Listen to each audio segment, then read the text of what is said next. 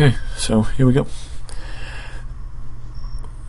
Welcome to another edition of Express Talk. For this week, I'm with my friends from Attitude of Aggression. Thank you guys for joining me. Thank you for having us on your show, Michael. Glad to return the favor. You've been on our show a couple times, and we are very pleased to be here on this edition of Express Talk. Sure. Okay. Well, much like last week, I jumped in with Sam from Pro Wrestling Nation. If anybody who's watching this did not see that is currently up on YouTube. That son of a bitch on? He was your first choice, Michael? Oh, man. Come on. Jesus Christ. He spoke very highly of you guys, too. we love Sam. Old Gator's just messing around. He's one of our people, right, Old Gator? Is he? He is. Alright.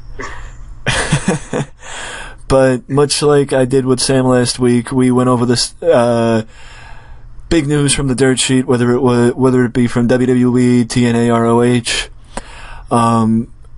I don't know if you guys were able to check out the format, but I did have some bullet points to talk about. But if you guys have anything you'd like to bring up that you noticed from the dirt sheets, feel free. This is your club, and we're merely showing up to perform. So you go ahead and dictate the flow and everything, and we'll respond. Yeah, I mean, only thing I noticed today was Alberto Del Rio being pulled from all dates after his suspension is lifted. So apparently that means that Del Rio and WWE will be parting ways sooner rather than later. But other than that, I mean, all the talk today is just about Kevin Owens winning the Universal Championship. So. True. Well, how about what opened the door for Kevin Owens to win the title? What did you guys think of Finn's injury? Well, I mean, it's unfortunate for sure that Finn Balor sustained an injury in that match, and after winning the Universal Championship. Injuries happen, and unfortunately, Finn couldn't have timed it any worse than what you got. But Finn Balor, he's a great talent. I'm sure he'll be back stronger than ever. The only thing I'm hoping is that his recovery goes better than, say, like Hideo Itami's did. Hopefully he has like Cesaro's sort of recovery from the shoulder surgery, which wasn't that prolonged as opposed to Itami. But it's a sad situation. It's very unfortunate. The big controversy, of course, is whether that buckle bomb move by Seth Rollins is too dangerous, whether Seth is too reckless. But all in all, I mean, injuries are just, you can say the same thing about any of these guys. What did you think of Seth Rollins getting hurt, or Cesaro getting hurt, or Daniel Bryan being forced maybe into retirement because of his injuries? So it's unfortunate, but it's the nature of the business. So the show must go on. Yeah. Go on. Right. Nothing else to say of it. Yeah, I totally agree. I go back to what I said last week. Before we even found out about Finn's injury, I thought, seeing Nikki actually return to the ring was a highlight of SummerSlam, one of the highlights of SummerSlam for me. But finding out Finn popped his shoulder back in and finished the match with as serious an injury as he had, that has to be something else. Increase your respect for him. Of course. Well, he's a tough guy. I mean, there's no doubt. You can't question the guy's heart. A lot of people talk about this business that we all love as well. It's all fake and it's all bullshit. But at the end of the day, these guys are, significant injuries taking place all the time. Guys fighting through injuries, completing that match and turning in that performance like he did. And yeah, I mean, Nikki Bella too. Great story. Never thought significant chance you weren't going to see her ever again. Here she is. She's back and she's in the mix of things. Mm-hmm. So yeah, I mean, it like Gator says, the show must go on. WWE reacts to all the stuff usually quite well, and they come up. I mean, and the ironic thing is Finn's injury, like you said, opened the door to what happened last night on Raw. But I actually think we've got a much better story playing out before us now than we would have had Finn just ran with the title. I'm not sure how they would have made all that happen had he not been hurt. a champion who's both a proven commodity in the ring and a proven commodity on the mic, which is something we did not have with Finn Balor. Very true. That's true. That's true. That's a good point. Well, now we move up a little bit. What about what happened after SmackDown last week between The Miz and Daniel Bryan on Talking Smack? Now we're cooking with gas. Now, we talked about this for a good 20 minutes at the end of our last episode, so, Gator, you go ahead and, I mean, you made some really good points at the end of our last episode about this, so. Well, if this was indeed a work, it was done very, very well. And all props going to The Miz, considering the fact that all Daniel Bryan had to do was just walk away and not say anything. The Miz, I've always commended for his work on the mic, but I have seldom seen, if ever, The Miz that fired up. I'm thinking this was kind of a work shoot, because a lot of the points that Miz made regarding Daniel Bryan are true. You know, Daniel Bryan is on CWC, and he always has something to say about these wrestlers, and for him to go after The Miz, who I've long lauded as a great talent, and say that he's a coward, is just, to me, just a way, it's over the line, quite frankly. Let's just look at it this way. For tactfulness' sake, Daniel Bryan could have used just a whole slew of different words to describe The Miz. Maybe you could say, oh, Miz, you're just a little too safe in the ring. You played a little too close to the belt. You're a little too conservative in your move selection. But to call him a coward, if this was a shoot, I don't blame The Miz, because that would piss me off too. And I really like the point that Miz made. You say you want to wrestle, you say you want to get back in the ring, well, there's wrestling outside the WWE. You can go into a bingo hall right now and you could wrestle if that's truly what you want.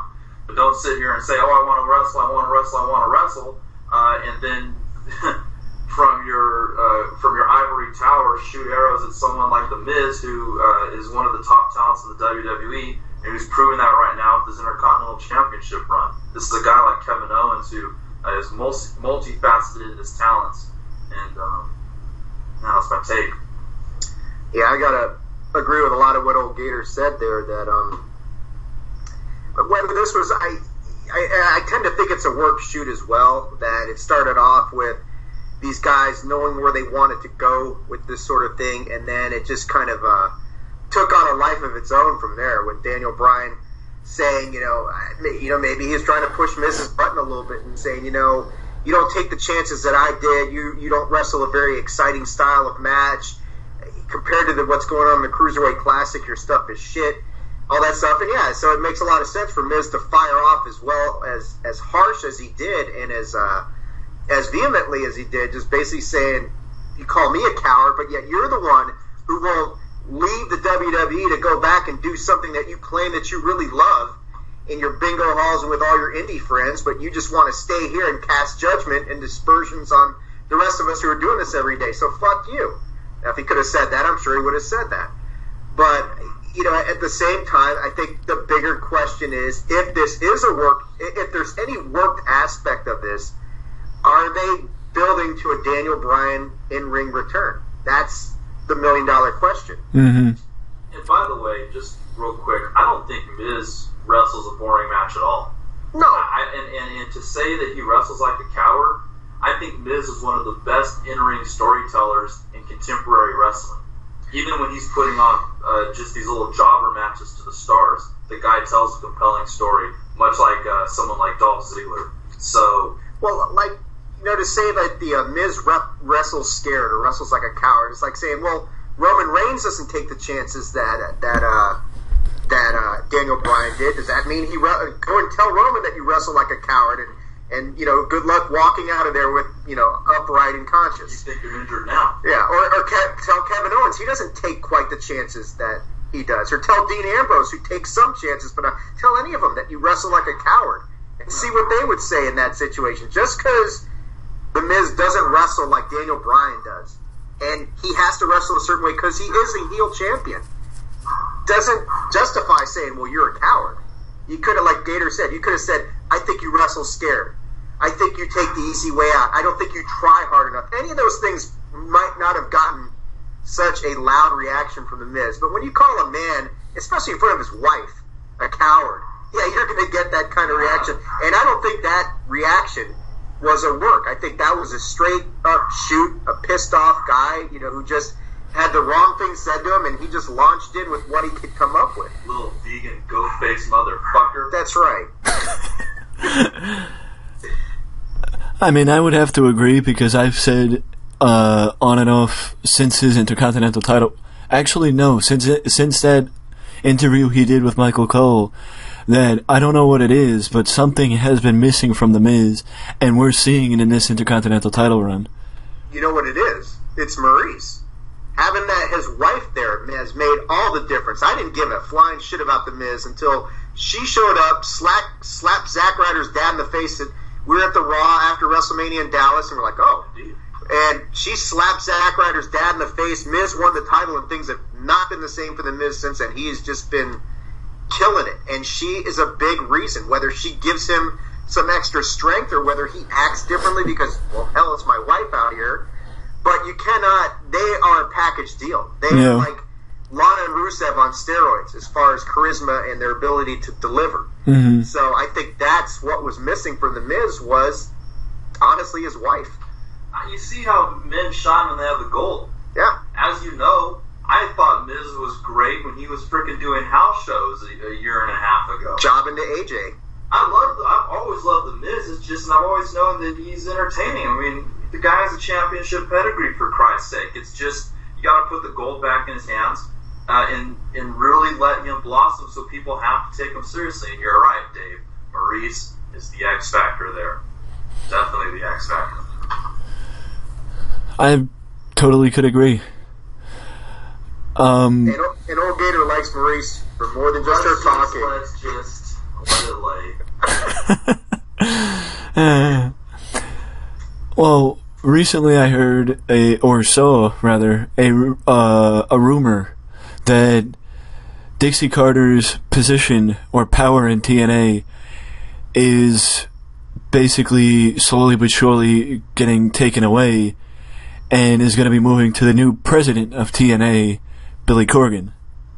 Right. What do you guys think of that?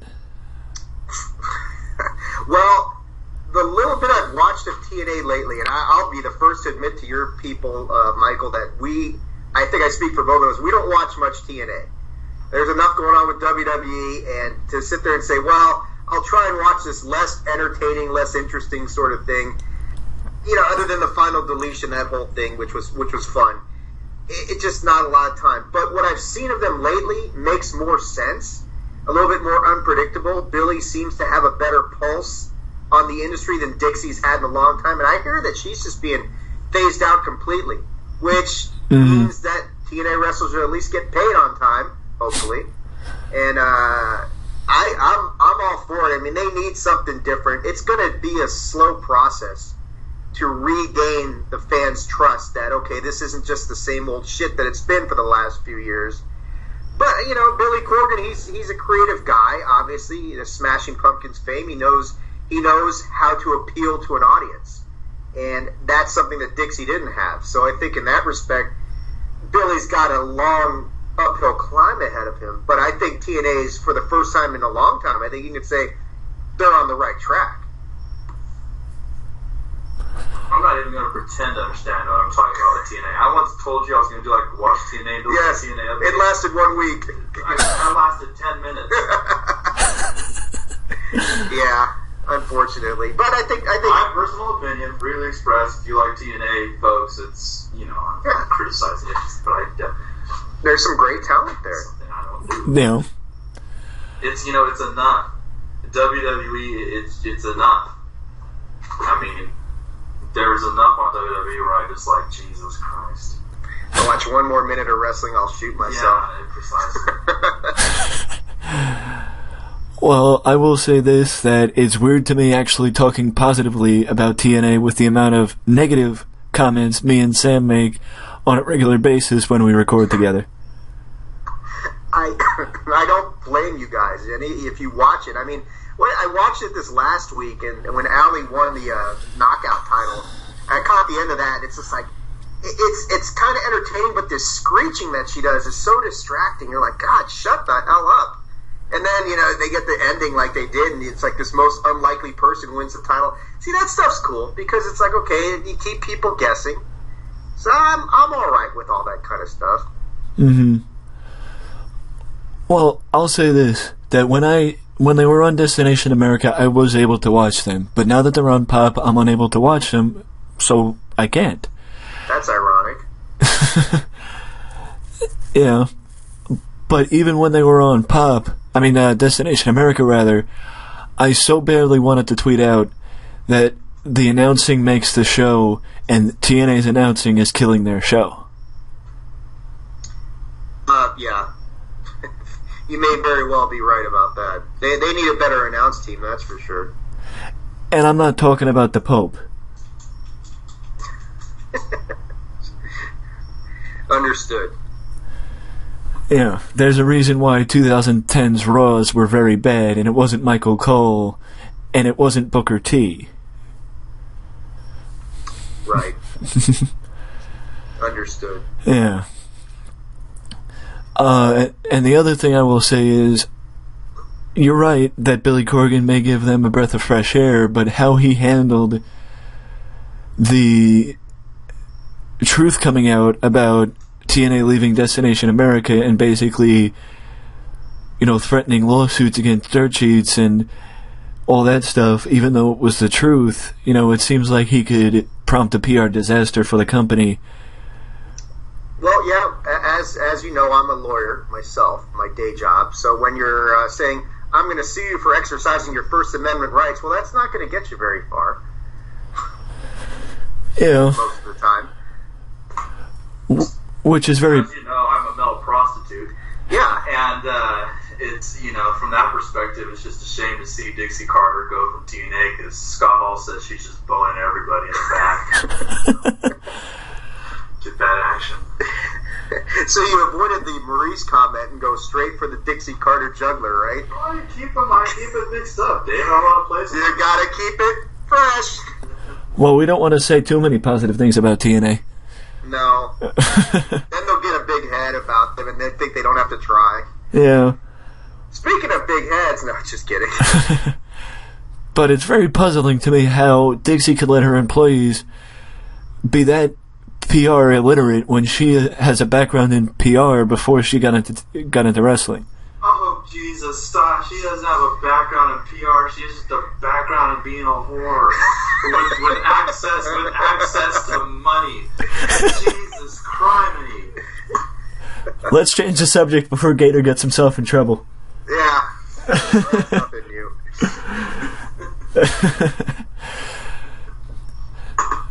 What do you got next, Rick? Yeah, what do you want to talk about next? Let's talk about... no, just kidding. Go on. Well, with the fact that the draft is now a few weeks behind us, it might be... what do you guys think of the fact that next month we're going to get 2 pay-per-views? You want to lead or you want me to? Enough with the pay-per-views. If there's anything SummerSlam taught me, it's this. The pay-per-views are too plentiful and they're too long. There comes a point in entertainment, there comes a point in everything where less is more. You need to be more economical with your time. I understand what WWE is doing with this brand split. They were already front-loading us with pay-per-views when they created the network. But now they have the brand split. It's full speed ahead. And hopefully down the road we can get to a point in the WWE where we go back to where less is more and you get 4 or 6 pay-per-views a year so they actually mean something. Obviously, me and Dave are going to be there faithfully, taking notes and recording preview and review shows for the Attitude of Aggression podcast, available at attitudeofaggression.com. Thank you for the plug, Gator. But God, it's just the general concept of just devaluing these pay-per-views by having too many of them. I'm just very indifferent. We've had on our show, Michael, we've subjected you to the hot tag topics before. So one of the hot tags that Gator and I did amongst ourselves was the question of, are there too many pay-per-views? This is pre-brand split. Many, like a year before pre-brand split, we discussed this. And we were of the opinion that there are too many pay-per-views, and it was much better back in the days when the big four were the four that you got, because then you just really looked forward to these massive events. I understand they can't do that due to the business model right now. You can't have this great, on-demand, over-the-top streaming service that's, award-winning and all this kind of shit and not use it. Because if you say, well, it's $9.99 for 5 pay-per-view, $9.90 a month for 5 pay-per-views a year, and you get all this archival content. Well, people maybe say, no, I don't think so. But now you're saying it's $10 a month for 19 pay-per-views, plus all that archival content, plus all this original content. Then yeah, from a fan standpoint, I could see where it might be kind of cool. From podcaster standpoint, it is more work. It really just depends on how they're doing this. From a fan's perspective, watching that much wrestling, it is overkill. But I think what we said on the last episode, it's like they need to now keep the brands truly split. If you're going to introduce all these goddamn titles, make them up out of midair, have a pay-per-view for each brand every month with just a few, with the big four being the only, I guess maybe Money in the Bank will probably be one as well, the only ones where you have it interpromotional, then you've really got to keep the brands truly separate and just have them self-contained. And if that's what they're going to do with these extra pay-per-views each month, like I saw some guy today, he was asking me, Rick from the Pro Wrestling Sheet Facebook group, he's saying, do you think Kevin Owens holds a title to Survivor Series? Because there's only one pay-per-view between now and then. I said, nah, man, there's 2. I said, there's Clash of Champions this month, and Raw gets Hell in a Cell next month. And, it's like, you don't even think about that, because it's like, wow, that's true. They're going to do that kind of stuff. So, are there too many pay-per-views? Yeah, absolutely. Are they going to do anything about it? No, because it's not good business. It is not. What's best for business is not reducing the number of pay-per-views. It would be more exciting for everybody because you have something to really look forward to, like WrestleMania type events happening 4 or 5 times a year. But they're not going to do it that way because it doesn't make any business sense. I totally agree, and I think I was shocked when I saw the pay-per-view schedule for the rest of the year, and they had 2 pay-per-views a month. But now there's a possibility that the day before, I think, SmackDown's pay-per-view, that they may have a live network special because that's when Brock versus Randy 2 is going to happen. Yeah, I've heard they're not going to do a network special, though. And neither guy is scheduled to be at Clash of Champions. Isn't it? I think it's the night before Clash of Champions, right? Oh, yeah. So it would be the Raw pay-per-view. Yeah. I've heard they're not going to do a network special, which really begs the question, why are you doing this rematch at a house show? I mean, who knows? Their way of thinking just doesn't make sense a lot of the time. But it's like, why do this the night before, not have it on the network, and make it, that's where the rematch is? Unless they want to get really fucking bloody with the whole thing and don't want it on TV, and that may be a real possibility. That could be it. That could be it. So there's just only so many ways you can pair people in the ring. There's only so many ways that you can choreograph combat. And you see these guys on Monday, you see them on Tuesday, you see the cast on Wednesday, you see the cast on Thursday. And then now we have 2 pay-per-views a week. 2 a month. It's just, I'm telling you, you say it doesn't make business sense, and I agree, because right now, obviously, the game plan is this. Well, it's only $10 a month, and look at everything you're getting. But when you look at it that way, it makes sense. Yeah, well, so geez, what's $10 a month? What a bargain. Look at all this stuff. Yeah, I'll do it.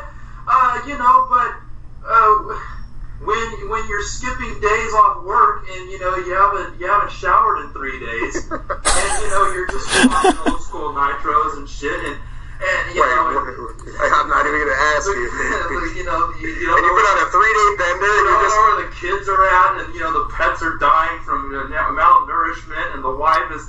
And, you gotta think there's more to wrestling. I mean, I love wrestling, but fuck. I mean, it's good that there's 17 weeks in the fucking football season out of the year because I couldn't sit there and watch.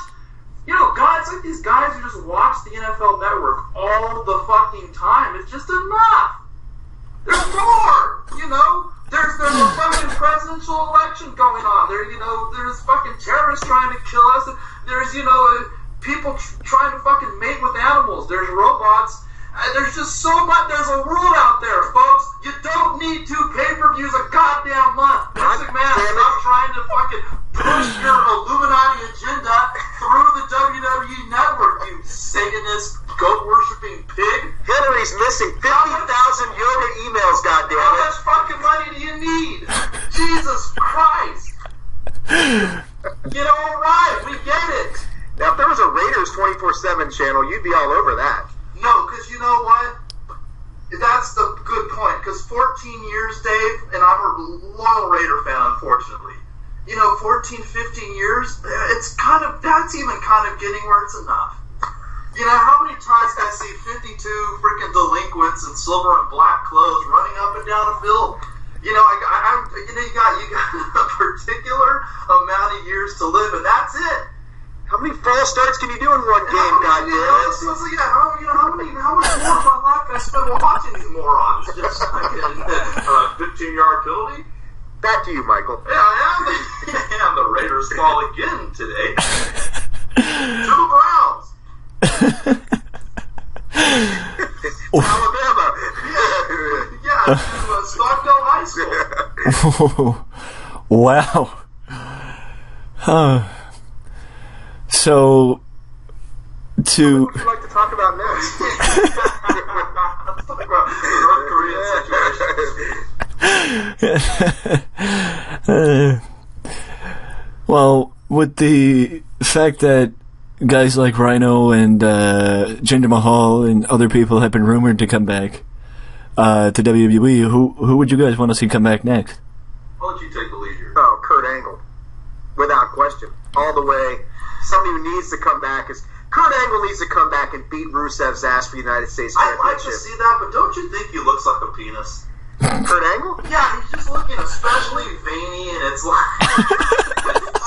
He's a big triumphant bastard. He's been on roids, and you look at him, and he just looks a little too aggressive these days. He looks... You know what he looks like? You're scaring us. You know what he looks like? The CWC trophy. He's got that cue ball head, but it's not the same.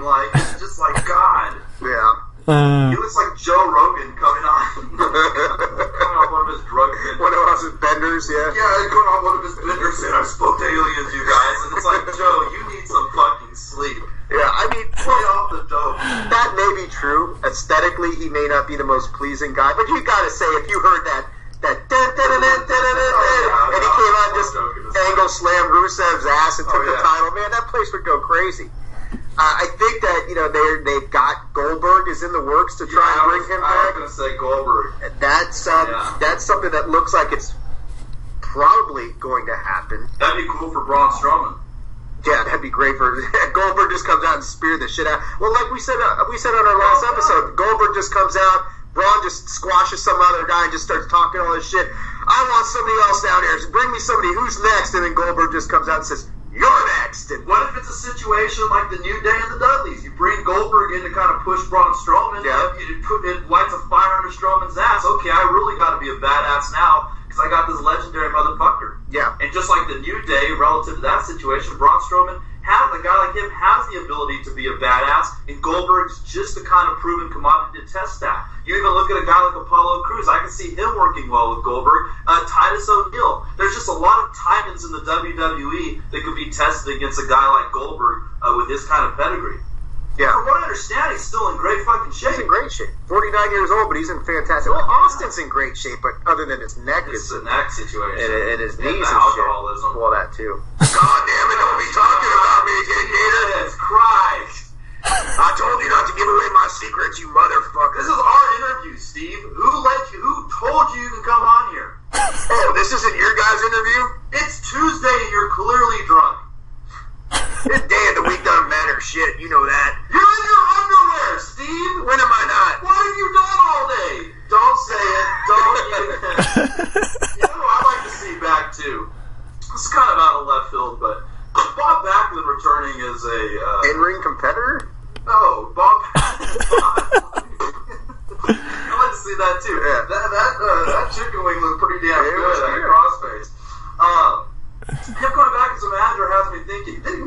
owners need to really spruce things up. You know what'd be cool? We need managers back. Jim Cornette and Vince Russo. Bring them back, but make it clear that you guys are just managers. Nah. Bring them back for a fucking Hell in a Cell match. Well, it could eventually erupt into that. That would be a full-on shoot, though. Wouldn't that be great? Cornette as a fucking manager back in the WWE. I'd love that. That'd be good. Yeah. Pop-up power bombs his ass. Well, we're in the internet age, man. I think people would really respond to that. Vince, I hope you're listening. This is the kind of shit people get, like all the shit he's talked about Vince. Yeah. Bring him back.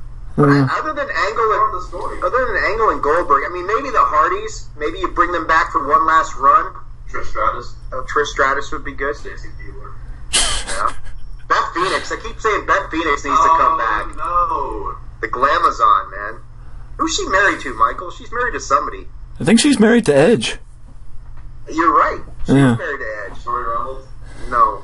Tori Reynolds. Yeah, Terry Reynolds. Yeah. Bring back Sunny. Now that she's got her alcoholism and porn behind her. No, I'm talking the gals who took care of them. Oh, okay. I mean... How about you, Michael? Who do you want him to bring? Who do you want to bring back? Well, I'll stick to what I said last week because I think it would be great to see him back. I know they had a contract in place for him, but the injury happened. Shelton Benjamin, I'd like to see him back when he's fully healed up. Absolutely, yeah. That's a good one. Shelton Benjamin would be great. Carlito is somebody else I'd like to see bring back. I think he'd really help his brother and his cousin, especially. God, they need help. They'd have to bring back the ghost of Bruiser Brody to help those guys out, man. It's a rough time for the Shining Stars. If they want to be cool, they bring Carlito back. That's right, exactly. If they wanted to be cool. Well, now the last thing about the post-draft outlook, with the brand split now fully in place, what's one feud you guys would like to see? Per brand, or just in general? Just in general. Well, we're going to get Kevin Owens and Seth Rollins, so we can eliminate that.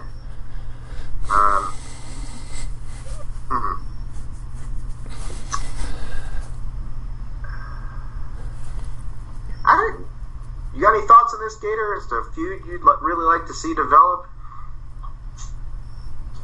I'd see Bayley feud with somebody. She's up in the main roster. Bayley and Charlotte? That'd be good. That's going to happen. You need a monster heel, especially, I'd like to see that in the women's division. I'd like to see the women's division reclaim some of that fire that it had during the revolution, the Divas Revolution. I think that'd be the kind of feud to really bring that back. Mm-hmm. I think, Dean Ambrose, Randy Orton could be an interesting feud if those two guys got into it. Yeah. Randy Orton got killed on national television, baby.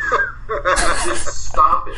I mean, I saw Randy Orton I thought he was dead, and then he lifted his fucking head from the mat, and it's just a fucking Niagara Falls of blood. I can never look at that man the same again, and I think a lot of wrestling fans are the same. It's like, I can't take you seriously against anyone else. I saw you nearly die. Yeah, I mean, we're going to get Seth Rollins and Triple H at some point. That'll be good. Yeah, absolutely. You know what I'm thinking? As soon as I see Randy Orton even start to be remotely taken seriously, you know what I'm thinking? What's that? Where's Brock Lesnar? He's right around the corner. Yeah, it's like, Randy Orton's looking pretty good, Brock. If Seth Rollins has turned face, what I'm thinking at Survivor Series is you may get, like, a true Shield reunion. Like, those three guys aligning, because it'll be inter-promotional to take on Triple H, Kevin Owens, and maybe either Jericho or AJ, or something like that. That would be a good match. David, the Butcher from the Max Wrestling Podcast, our friends over in England, he calls Triple H and Kevin Owens Evolution 2.0. So, I know. There may be some truth to that, though. God save the Queen. God damn the Queen. Still pissed off, man. That we got our independence from them? Butcher made me frickin' change my prediction. Oh, on the Dolph Ziggler. Yeah, we were adamantly convinced. He had us convinced that Dolph was going to turn heel. Even though for months you and I knew that Ziggler was going to lose. I was listening. That's exactly what it was, just a setup match. I was listening back to one of our episodes, and we were just adamant, this is just a throwaway. We know who's going to win this. It was. He comes on with this little British accent. I'm like, God damn, he sounds pretty smart. Okay. Dolph Ziggler heel turn, and he's going to win the title. Why doing that there? Well, it made sense. He's there for a reason. He's got to be there for a reason. No, he wasn't. No. It was like Big Cass in that Fatal 4-Way last night. The least interesting part of the fucking SummerSlam show. It was like Big Cass in that Fatal 4-Way. He's there for a reason. No, he's not. Could have been more inconsequential. So anyhow, it's tough with the brands separated like this. I mean, the match I want to see Seth Rollins and AJ Styles. That's the match that I want to see that. That they can't feud because they're on separate brands, but that's the match that I really want to see. And I do want to see Roman Reigns and Brock Lesnar go to a conclusion. The way they built Roman up right now, the only guy who can stop him is Brock Lesnar, and the only guy who can stop who can stop Brock is probably Roman Reigns right now. Yeah. So, they need to finish that match that happened a couple years ago and see it go, okay, because whoever beats Brock, the way they built Brock up is going to get a big time rub off of that. And you just got to pick, and it may be Big Cass. For all the shit we just talked about, Big Cass and that Fatal 4-Way, he served a purpose in that match to say, okay, you're in here with the big fish now, let's see how you do. And I thought he fared quite well in that match. Absolutely, I agree. And I think Cass is probably one of the better big men that we've seen in quite a while. Oh, yeah. And I love what he said. What did he say to Seth last night? Despite what you've been told for years, size does matter. Yeah.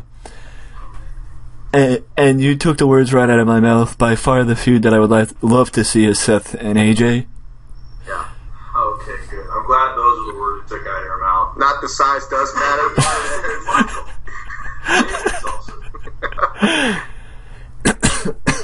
And to the point you said about Triple H possibly competing at Survivor Series, his newest contract is a talent contract where he can compete upwards for the next 3 years. Oh, wow. Oh, well, he's in phenomenal shape. I mean, the guy's just... It's like the aging process just said, I'm sorry, Pilgrim, but we're out of here. Yeah. See you in 5 years. He's a 10. Well, I mean, his match with Roman was by far the worst match I've seen him compete in a while. Match with Roman? Yeah, from WrestleMania. That had nothing to do with Triple H, though. That had all to do with Roman. Triple H made Roman look good that night. He can have me. Triple H can have you? My body's I can tell it's time to move on. Yes, it is. So now we've hit the part of the show where I turn it over to you guys. Whatever you guys want to talk about.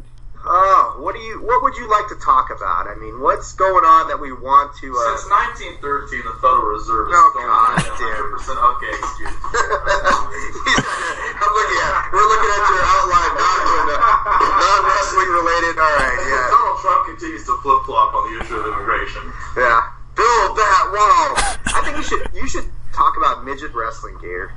Okay, so I live here in where are you at again, Michael? Where are you based out of geographically? New York. All right, New Yorkers, listen to this. All right, because you guys got your lifestyle. I'm about to let you know. This was a story on our podcast, but this I'll give y'all a rundown. It's not politically correct, but it is damn funny. Midget Mania Wrestling. It's this organization here on the West Coast, but they might travel east every now and then. They're relatively well known.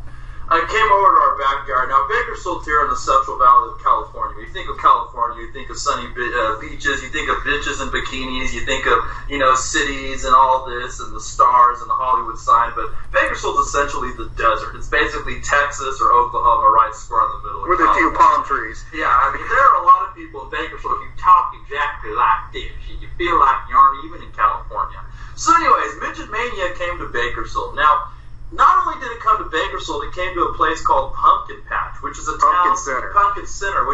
down on the outskirts of Bakersfield. Don't dignify it by calling it a patch, If Gator. you are on the outskirts of Bakersfield, you know you've taken some wrong turns in life. So I have this buddy. And made some wrong life decisions. Yeah. I have this buddy who's an accountant who's just a piece of shit. He likes to laugh at poor people and people that aren't, too mentally developed. So he said, Gator, you got to come to this midget mania. It's at this bar in Pumpkin Center, and it's in the back. This bar just has a dirt field back there. They set up the ring, and boom, there's midget mania. And oh God, folks, I saw at the halftime of this program a midget go up there and allow people, he said, you can come up here and staple any amount of currency you want to my body. He had a staple gun. Now I'm thinking when he posed this invitation, people are going to slowly get up, kind of meander towards the ring, that there's going to be a little bit of trepidation. Some curiosity. As soon as he opened the invitation, 3/4 of the crowd bum rushed the fucking ring to staple this guy. And I sat there and watched ones be stapled to him, 5s, 10s, 20s. Multiple times this poor guy had to tell the fans, no, you cannot staple that $100 to my cock. No, you cannot staple that to my butt crack. No. So, folks, if you want an experience, Midget Mania Wrestling. How's that for a guest spot, Michael? That is indie promotion numero uno. There you go. TNA ain't touching that. No. Ring of Honor ain't touching that. No. NXT ain't touching that. WWE's not touching that. I don't think they want to. I don't know what to say to that. Every time a luchador would come out, there was this fat Okie. Okie's a term over here, for people from Oklahoma. It's like another term for redneck. There was this guy, and he had something hanging out of his shorts. He was just so obese, and I don't think it was his ball sack. And every time a Mexican wrestler would come out, this guy, just with like 3 beers around him, a bunch of like empty taco canisters, he would just stand up and go, build that wall, build that wall. You can't make this stuff up. The security guards came and tried to quiet him down, and I'm thinking, well, good, they're going to finally get this under control. The other rednecks gravitated towards this guy and went to defend him. After a drunken standoff, this big redneck, along with his other redneck buddy, started to lead a cheer, God bless our police, and I kid you not, God bless our private security, in order to placate the security and not be kicked out of a bar in Pumpkin Center. Michael, let me ask you, what did you think of NXT TakeOver Brooklyn? I mean, I thought it was a great show, and I'm not just saying that because I was there live. Were you? Yep. Were you at SummerSlam too? No, just NXT. Nice. Yeah, I made the right decision. Yes, absolutely. Yeah. And saved a good 5 hours out of your life. Yep. I think it's fair to say that NXT TakeOver was glorious.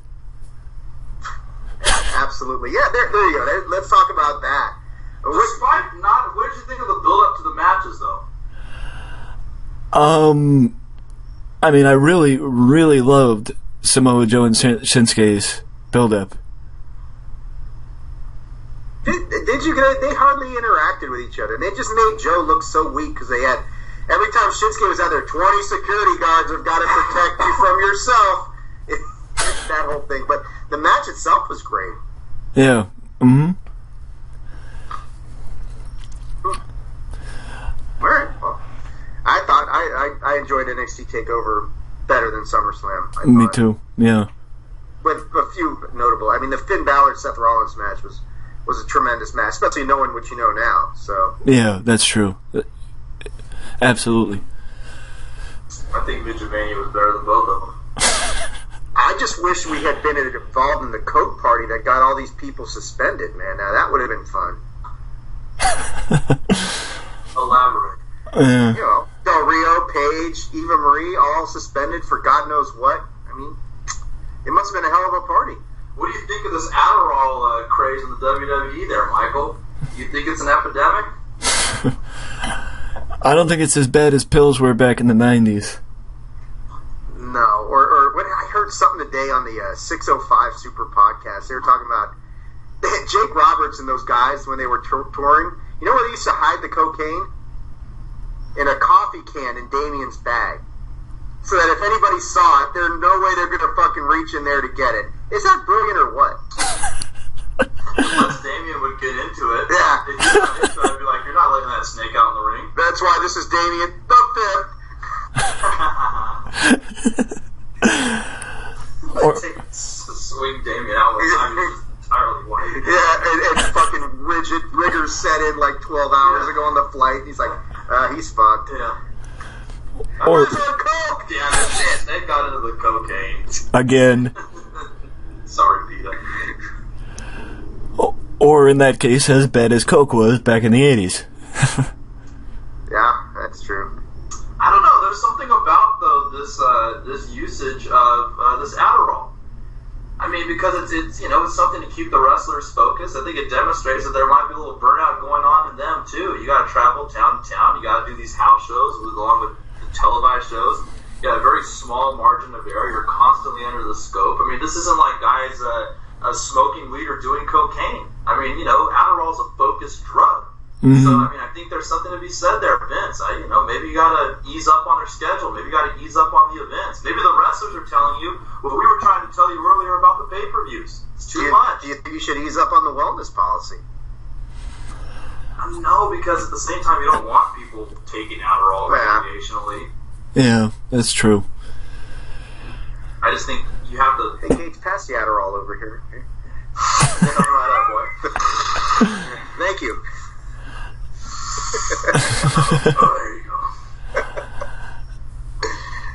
I mean, once the Adderall problem, once the problem gets as bad as it was with cocaine back in the 80s, because to plug the kayfabe commentaries, I think it was Teddy Long in his shoot interview with Sean Oliver. He told a story about how, I think it was the Freebirds and Junkyard Dog got coke, and they missed a show because the coke went out the window. So they turned around and went back to the last town to get more coke, and they missed the show. See, that's how you know you have problems. That sounds like a Freebird Junkyard Dog story there. So, if any of you listening had any doubts about a U-shoot, that's the type of story that you would hear from the folks over at Kayfabe Commentaries. All right. Check them out, too. Yeah. Well, now the ball is still with you guys, as it's time to bring up the obscure wrestler of the week. Anybody that you want to give props to that not many people know of, or, shine the spotlight on them, Huh. I would certainly direct people to, and they're in your neck of the woods, actually, Michael, not too far from you, up in Maine. I would certainly advise people to check out Limitless Wrestling. I mean, we've had a couple of their guys on our show before. We've had Randy Carver Jr., the owner of Limitless Wrestling. They put on some really good shows. They've had guys like Zack Sabre Jr., Chris Hero perform on some of their stuff. A couple of wrestlers to keep your eye on is Danger Kid, who we interviewed. He's a good guy. And Ace Romero, AC Baby. Talk about night and day between these two guys. Danger Kid weighs what, like $175 or something, maybe? And Ace weighs about 340. These two guys are really, really talented in-ring performers. Very obscure. If you don't know about Limitless Wrestling, they are a definite indie organization up in the Maine area. I would definitely tell your guys, anybody listening, go check those guys out, especially in your neck of the woods. You're not far from Maine to go and they got a show coming up in September. Go check them out. You got anybody obscure, old Gator? If you have the WWE Network, revisit the 1990 Survivor Series. Good show. That is kind of obscure. Wrestlers, take notes. Yeah. It's called personality. Ultimate Warrior. Yeah. Load the ship with the rocket fuel. Rick Rude. Oh, shit. There you go. Now if we start seeing wrestlers dress up like the Ultimate Warrior on independent shows, we know where they got it from. There could be worse things you could do. Yeah, that's true. Just like the Warrior. Or Rick Rude. Yeah. What I'd like to have right now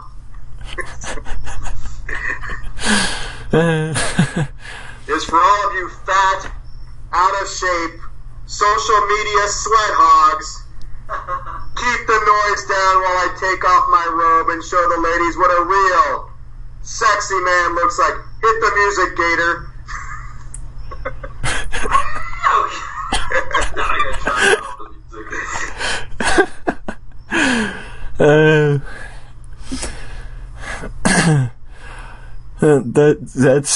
That was a good impression.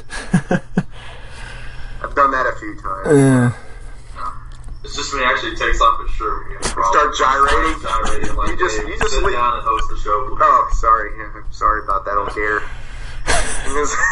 Take off. Like, why do you have Cheryl Roberts tights on? You know, it's like, Dave, this is a working relationship. I don't know what impression you're under.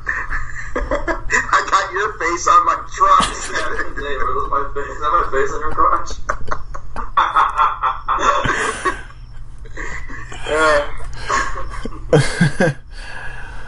Well, once again, that's props to Limitless Wrestling. If you got some free time, check.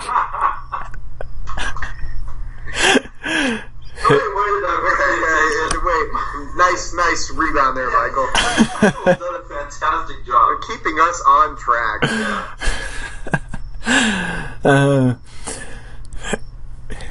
Hey, somebody has to. Nobody's done it yet, so I appreciate you trying, Michael. Yeah, so that's props to Limitless Wrestling. You know, if you got some free time, go check them out. All that bullshitting aside, check them out, man. They are definitely an up-and-coming promotion. They do a lot of stuff with Beyond Wrestling. You got, House of Glories up in your area, Shikara, stuff like that. So, I mean, all those organizations in your neck of the woods. Out here we've got PWG, which of course is a big deal, but at least you can get tickets to Limitless Wrestling or some of the shit around you. Now here, PWG, all right, you've got exactly 25 seconds to get these tickets. Oh, they're all gone. Fuck you guys. Well, maybe going to like an arena for something, for Battle of Los Angeles, maybe just somewhere that has more than 200 people seating capacity. Well, I will plug another make mention to something we talked about last week, since you guys are also from the area. The Indie Company of the Week last week was All Pro Wrestling, and the obscure wrestler was JJ Perez. There you go. And Sam spoke very highly of JJ Perez and All Pro Wrestling, as well as Roland Alexander, who formerly ran the company before he unfortunately passed away a few years ago. I know. But like we found out, or like I found out last week, All Pro Wrestling is still running shows in the area of somewhere in California. I'm not really sure where, but you can get tickets to them, I'm sure. I would imagine so. Now we move forward to the last half of the show, where it's the question of the week, where I basically, I think it's self-explanatory. Well, a few months ago, I noticed a thing on a dirt sheet where they talked about possible network original content. So there's, I'm going to list off some names, and I want you guys to tell me which ones you would prefer them actually making a show of. There's Promo Battle, which superstars would compete in a tournament-style improv. All Access, which is a behind-the-scenes look at preparations for big matches. WWE Investigators, and the Wives of Flair. Take it away, Dave. Well, look at who you're talking to. You're talking to old Gator and Dave. There's no question in my mind, the Wives of Flair is the show I want to see. I mean, that's that content would just be through the roof, you know. Here's my problem though with that. There's just so many stories of him on the shoot interviews online that it's just like, what new could they add? I mean, how can you top the Tony Schiavone baby's arm story? Oh, Sting! How are you gonna contend with this? When he dressed in the Black Scorpion's robe, but didn't have anything on underneath, then presented Schiavone with an erection. I mean, you know, what can the wives say that tops that? Oh, I'm sure they got something. Oh yeah. I mean, yeah, I can tell you about the time that Rick couldn't keep his alligators down. Yeah, that would be cool. Joking aside, the wives of Flair. Just some of the stories about Rick just drunk on a bender, you know, bringing Arn Anderson in the bedroom or something, and can you enforce this on me, Arn? And yeah, okay, sure that thing. Might be a little sad too, though. It could. No, Flair's an emotional guy. He is. Beneath that exterior of his is a very sensitive man. Exactly. Rick, what went wrong with wife number 3? Is it? Yeah, 3 is it? Oh, I just had to fuck that whore, and it was all downhill from there. You know, I like the idea for the promo about it. Yeah. You know, I was harping earlier in this interview about, you know, how much it's just too much wrestling. You have the CWC and the NXT, and they played around with Tough Enough, and it's all wrestling. But the promos, I mean, that's what all of us love. That's where the real showmanship is. So I'd like to see that. Who knows? Maybe something like that would force some of these current competitors to up their promo game, because that is something that's severely lacking in the WWE. God knows they could use some help. That's something that give a guy like Flair some work. You know, have Flair and Hogan judge that show. It'd be a good way to return Hogan to the WWE fold in a, you know, politically correct way. Yeah. Just don't let him judge the black wrestlers. All Access sounds a lot like WWE 24. What is the idea behind WWE Investigators? What would that be, Michael? I think it's just like going into. It might be like going into people's careers. I'm not. They really didn't provide much of a description, like a detailed description, enough to get a good idea of what the show is. But I agree that WWE Investigator seems interesting, but I'm with Gator on this, that promo battle might be something a little like a breath of fresh air. Yeah, that and the Wives of Flair. Those would be the shows that I would really want to know. By the way, Michael, All Pro Wrestling, independent wrestling promotion and training school based in Hayward, California. Bay Area. Here's the thing with the promo battle, too, to get back on that. You know, the promo battle would be great because you could do a thing like American Idol or Dancing with the Stars, where you get the fans involved. So not only do you have like guys like Flair, guys like Hogan, God, Dusty would have, if he, God rest his soul, if he was alive, he'd be the perfect judge for something like this. Yeah. You could like split their judgment with the votes of the fans. Because I think that's one of the big things that's missing right now with the WWE Network is the lack of fan interaction. Mm-hmm. And obviously, there's the live events that are all over the country, but you know what I'm trying to get at. Yeah. And I think, you know, speaking of somebody who would probably really enjoy the promo battle thing, I think Paul Heyman would be amazing at that. Oh, yeah. Yeah. Jake the Snake. Get him back in the fold. Definitely. Scott Hall, you know, all these guys who are really good. Actually, absolutely. But all these guys who are great on the mic. Austin, The Rock. That would be a good way to get Jericho. Instead of having him being a podcasting boob like the rest of us. God damn it, Gator, speak for yourself, you piece of shit. I got more shit going on than just listening to this. Podcasting boobs, Steve. You got that job because of who you are. You're telling me you're a more entertaining interviewer than old Gator and Big Dave. God damn, you really gotta ask that question? Of course. You guys are the most pathetic losers and excuses for podcasters that there's ever been. You just kind of sit there and like ask very generic questions, and there's just this energy in the room you can tell where you just want to go, God damn, I want to kick someone's ass. And that's all these podcast interviews are. Well, I felt that way with Ambrose. God damn it, if you don't answer some fucking questions, I'm going to go over there and stone cold stun your ass and beat you over the head with your own fucking plan. That little bastard needed it, didn't he? He did. Thank you, Steve. That's how a lot of us felt.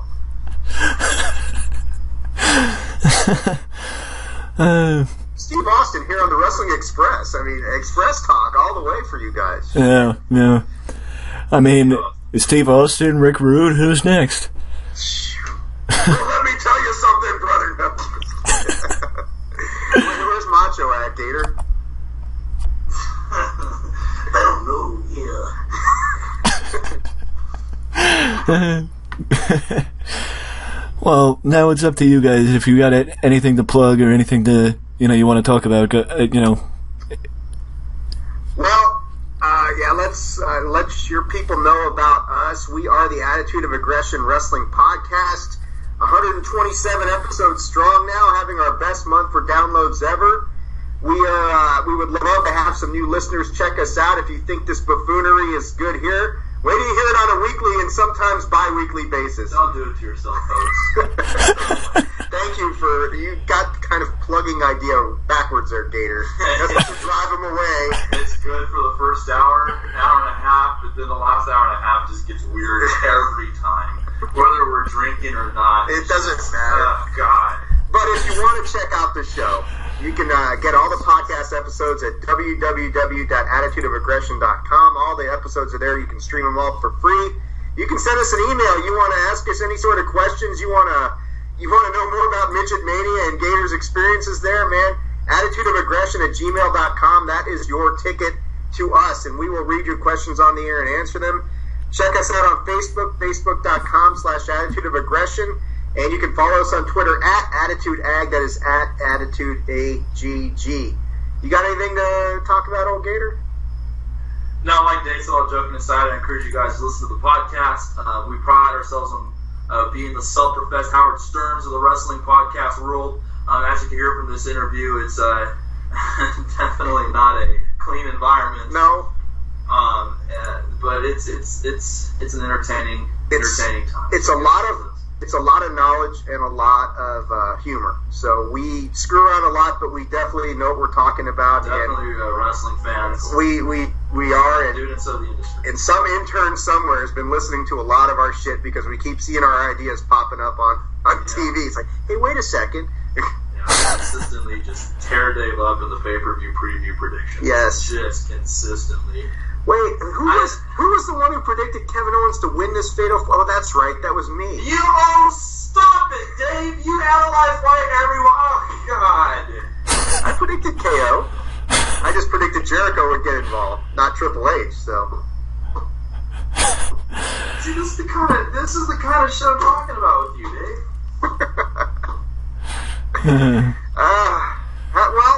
Before we go, Michael, what do you think of babyface Seth Rollins? Way overdue, or how is he going to do with this thing? I think Seth is going to be... I think it's going to be pretty much the Seth Rollins we saw down at Developmental, because, some people may forget, but before Seth came up, I think outside of maybe a little bit in NXT, when he was a champ down there, for the most part, when he was in Developmental, he was a babyface. Yeah. So Seth knows a thing or two about being a babyface. It's just, He's been a babyface since he came back from the injury. They just haven't let him be that way yet. Yeah. Now they've got no excuse. Absolutely. He can't just come out next week on Raw and say, hey guys, you guys are awesome, I love all of you, I've always let you. Can't do that. But if they build him right, he could be the biggest babyface since Daniel Bryan. Yeah. The anti-hero.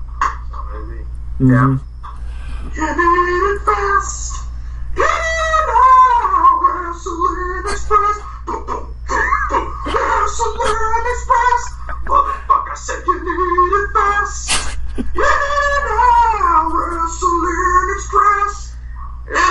That's the modified version of it by old Gator there. You're supposed to follow that up. I can't get those high notes. I know. Michael's podcast. I can't hit those high notes like you. It's just, you left me hanging. When it mattered most. Scrap everything we just talked about. When it mattered most, you just left your man hanging. This is actually Express Talk, a subsidiary of the Wrestling Express. Yep. So you got the jingle. Talking fast, coming for your ass. Express Talk. There you go. It's a slogan. out of nowhere. Arcade I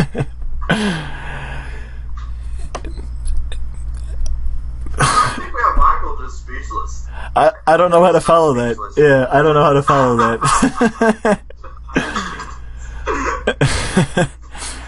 Because typically we have you on, Michael, we're kind of just like giving you free reign, but you're generally a subdued person. Yeah. Very measured with your. You let us come on this show, and it's just a fucking circus. Yeah. What do you want to do to Maurice when you see those things, Gator? I'm gonna fucking kick out of here. Well, with that being said. With that being said, before Gator gets himself in trouble, if you liked the video, leave a like and subscribe to the channel for more content just like this that you can only find right here at Wrestling Express. And thank you guys from the Attitude of Agression Podcast for joining me for this episode of Express Talk. Thank you for having us, Michael, and hope to be on again in the near future. Stay on, Michael.